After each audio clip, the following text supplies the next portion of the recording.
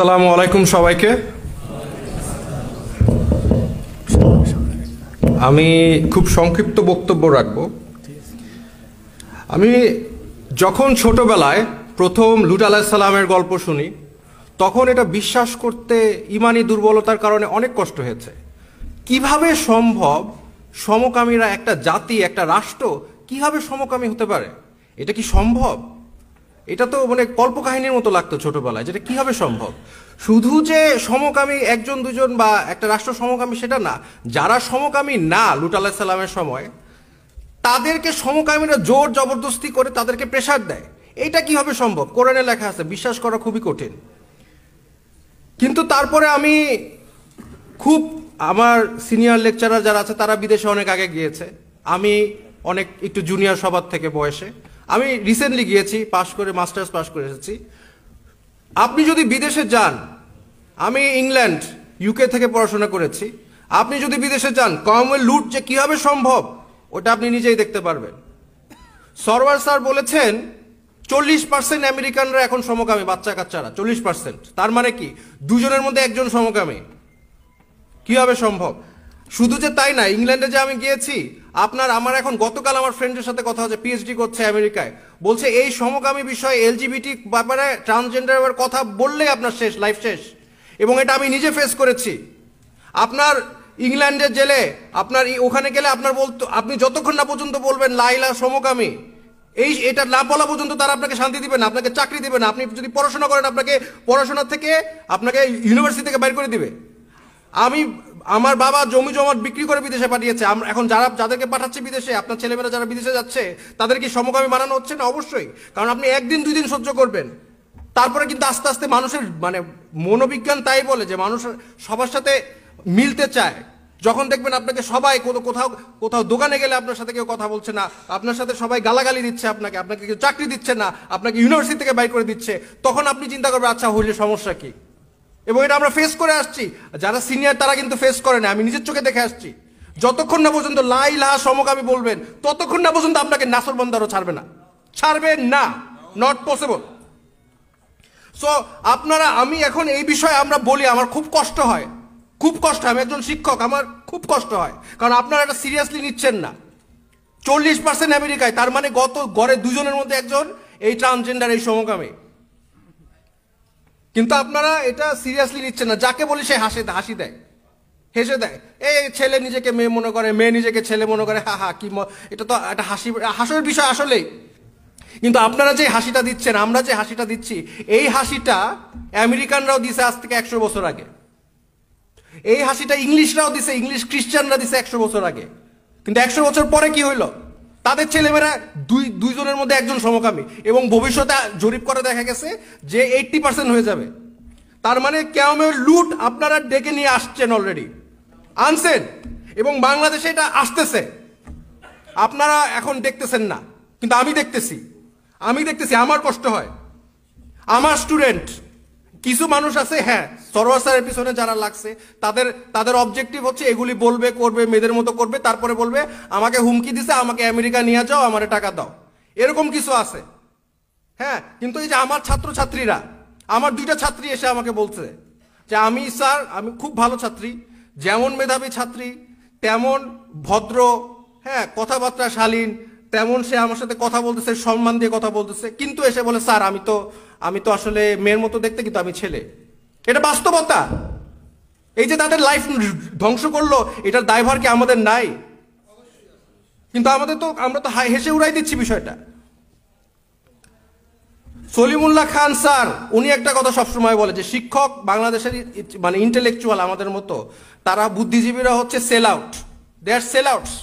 কারণ আমরা তো কিছু বলতে পারতেছি না, চাকরির ভয়, চাকরি চলে যাবে। কারণ আপনারা আমাদের সাপোর্ট দেন না অনেক ক্ষেত্রে। আমার চাকরি চলে গেলে কি আমরা কেউ আন্দোলন করবেন? কিন্তু আমরা কিছু বলতে গেলে কিন্তু আমার চাকরি চলে যায়, কিন্তু আমার ছাত্রছাত্রীদের লাইফ ধ্বংস করে দিচ্ছে।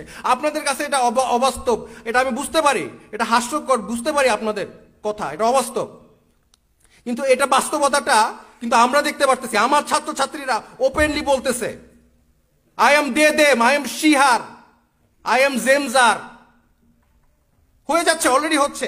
একটা সময় আপনারা বলবেন যে এরা তো এলিট সোসাইটি, আমাদের কিছু যায় আসে না। এলিট সোসাইটিরা তো রিলেশনশিপ করতো গার্লফ্রেন্ড বয়ফ্রেন্ড, এখন তো আপনাদের ছেলেমেয়েরাও রিলেশনশিপ করে। এই এলিট সোসাইটি যখন চেঞ্জ হবে বাকিটা অটোমেটিক চেঞ্জ হয়ে যাবে। আপনারা এখনই আপনাদের যদি এখন যদি না থামাইতে পারেন এটা ভবিষ্যৎ অন্ধকার, আমাদের এখনই থামাইতে হবে। এখন ভাই নতুন আইন প্রচারিত হচ্ছে, আপনারা এটা হয়তো বা জানেন না। বাংলাদেশে আইন হবে যে যারা ট্রান্সজেন্ডার, যেসব ছেলে নিজেকে মেয়ে মনে করবে তাদেরকে স্বীকৃতি দেওয়া হবে, এবং এর বিরুদ্ধে আপনি যদি বলেন তার আপনার 1 বছরের জেল আর 50,000 টাকা জরিমানা হবে। এটা কিন্তু বাস্তবতা। এটা আইনটা পাশ হইলে আমরা ধ্বংস, আমরা শেষ। এখন এই আইনটা আসলে সমস্যা কি? আপনাদের তো কিছু যায় আসে না, আমাদের তো কিছু যায় আসে না। প্রবলেম কি? বাংলাদেশের ধর্ষণ আইন কি বলে? 175 আর্টিকেল বাংলাদেশ পিনাল কোডে বলা আছে, একটা ছেলে যখন একটা মেয়েকে ধর্ষণ করবে তখনই সেটা ধর্ষণ বাংলাদেশের আইনে। এখন একটা ছেলে যদি নিজেকে মেয়ে দাবি করে আর আইন যদি তাকে মেয়ে হিসাবে স্বীকৃতি দেয়, তাহলে কি হবে? তাহলে সে ধর্ষণ করলে তার কোনো বিচার আছে বাংলাদেশে? কারণ মেয়ে তো মেরে ধর্ষণ হয় না। তার মানে আমাদের দেশে তো আমরা ধর্ষণ আইন আমরা প্রচলিত করতেছি, ট্রান্সজেন্ডার নামে ধর্ষণ করবে। আমাদের কারো আত্মীয় স্বজনের যদি আল্লাহ না করে ক্ষতি না হওয়া পর্যন্ত কি আমরা আগের থেকে কিছু করতে পারি না? ক্ষতি হওয়ার পরে এই ট্রান্সজেন্ডার আইন যদি পাস হয় তাহলে তো ধর্ষকরা তো জাস্ট বলবে আমি মেয়ে। এখন আপনারা বলবেন এটা তো কোনোদিন হইতে পারে না, এটা তো বাস্তব কথা না। আমি উদাহরণ দেই, ডেমি মাইনর, এটা বিদেশে, তো উনি হচ্ছে ওরে প্রিজনে নিছে, সে হচ্ছে তারা প্রিজনে নিছে, মেয়েদের জেলে নিছে, মেয়েরা প্রেগনেন্ট হয়ে গেছে ওইখানে। আরেকজন আছে ইসলা বাইরন, স্কটল্যান্ডে, সে হচ্ছে ধর্ষক, সে বলছে আমি নারী। সে ধর্ষক, 2টা মেয়েকে ধর্ষণ করছে, সে নারী, সে গেছে মেয়েদের প্রিজনে, জেলখানায় গেছে মেয়েদের। এগুলো বাস্তবতা আপনি বাংলাদেশে আনতেছেন, কিন্তু আমাদের সচেতনতা নাই। আমি বেশি বক্তব্য দিব না, আমি জাস্ট একটু শেষ করে ফেলি তাড়াতাড়ি শরীফ শরীফার গল্প দিয়ে। দেখেন এই যে গল্পটা, আমার কাছে বই আমি কিনলাম, আবারও বলি বইটা দেখেন। হ্যাঁ আমি কিনলাম, কেনার সময় আমার সাথে আশেপাশে যারা দেখছে তারাও দেখে দেখে হাসি দিল। মজার বিষয়, এটা কি দিছে? হ্যাঁ এই যে লেখা আছে, ছোটবেলায় সবাই আমাকে ছেলে বলতো, কিন্তু আমি নিজেই একসময় বুঝলাম আমার শরীরটা ছেলেদের মতো হলেও আমি মনে মনে একজন মেয়ে। সে যদি মেয়ে হয়, একটা ছেলে যদি মেয়ে হয়, আর সে তাহলে তার বিয়ে হবে কার সাথে? ছেলের সাথে। তার মানে কি? সমকামী, যেটা আমাদের দেশে অবৈধ, কিন্তু সেটাকে বৈধতা করা হচ্ছে এই গল্পের মাধ্যমে। একটা আপনাদের ছোট যাদের ছেলে মেয়ে আছে, ভাই বোন আছে, তারা তো জানেন ছোটবেলায় অনেক ছেলে নিজেরা মেয়েদের জুতা পরে, মেয়েদের মতো মেকআপ করে, এটা তো স্বাভাবিক, তাদেরকে আমরা শুধরাই দেই। তারপরে তো আর পারবেন না, তাদেরকে স্কুলে ব্রেন ওয়াশ করা হবে, যেটা আমেরিকা ইংল্যান্ডে করা হচ্ছে, যে তুমি মেয়েদের মতো করছো তো তুমি মেয়ে। এরপরে আমাদের জেনারেশন পর জেনারেশন ধ্বংস হয়ে যাচ্ছে। দেখেন আপনারা অনুমতি দিলে, আমি একজন পেশাদার দার্শনিক, আই এম আ ফিলোসোফার, আপনার অনুমতি দিলে আমি আমার প্রফেশনাল কিছু সাজেশন দিতে পারি। আমি কি দিব?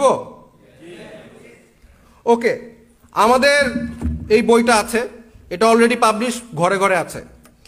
যাদের সামর্থ্য আছে তারা একটা কাজ করবেন, সেটা হচ্ছে বইয়ের দোকানে যাবেন, এই বইটার দাম 80 টাকা দিয়ে আমি কিনছি, বইটা কিনবেন, কিনে এই যে 2টা পাতা আছে শরীফ শরীফা, ছিঁড়বেন,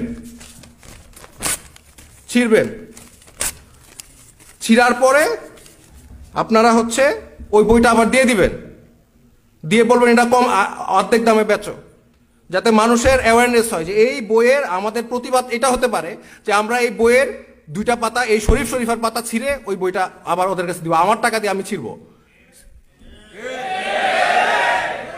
আমার টাকা দিয়ে আমি বই কিনা বই ছিঁড়বো, 2টা পাতা ছিঁড়বো, ছিঁড়ে আমি যার দোকান তার কাছেই দিব, বলবো তুমি তোমার টাকা আমি কিনছি, তোমার লাভ হয়েছে, বই আরো লাভ করো, তুমি আরো 40 টাকা লাভ করবা, হাফ দামে বেচো। খালি বাপ মারে বলবা যে এই পাতাগুলো আমরা ছিঁড়ে রাখছি এই বই থেকে, এবং এই হাফ দামে আপনি কিনতে পারবেন। এতে কি হবে?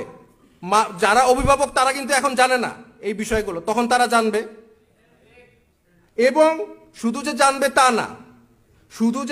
তা না, তারপরে তারা এই বিষয়টা আমরা তাদেরকে দেখাই দিব যে এখানে প্রতিবাদ হচ্ছে, আমরা এই বইয়ের পাবলিকেশন যেগুলো পাবলিশ হচ্ছে সেগুলো আমরা যদি কে ছিঁড়ে ফেলে এই দুইটা পেজ, এবং এটা যদি ফেসবুকে আপলোড করি সবাই যে আমরা ছিঁড়তেছি জায়গায় জায়গায়, ছিঁড়ে আমার টাকা দিয়ে আমি ছিঁড়বো, কার কি তারে আমি দিব, আমার টাকা দিয়ে আমি ছিঁড়বো এই 2 পাতা। এটা কোনো শিক্ষা না, এটা আমার ভবিষ্যৎ, আমার ছেলেমেয়ের ভবিষ্যৎ ধ্বংস করার একটা পায়তারা। এই বলে আমি আমার বক্তব্য শেষ করছি। আসসালামু আলাইকুম।